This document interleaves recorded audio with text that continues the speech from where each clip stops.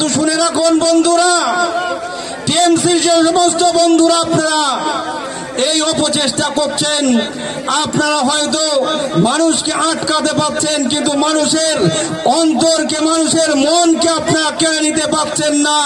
আমার ভাই বাহাউদ্দিন বলেছে, যেদিন এই বিধানসভার, এই লোকসভার নমিনেশন হবে, তারপর থেকে ডায়মন্ড হারবারের মানুষ দেখিয়ে দেবে, দক্ষিণ 24 পরগনা দেখিয়ে দেবে নওশাদ সিদ্দিকীর সঙ্গে কারা আছে, প্রমাণ করে দেবে এই ডায়মন্ড হারবার থেকে।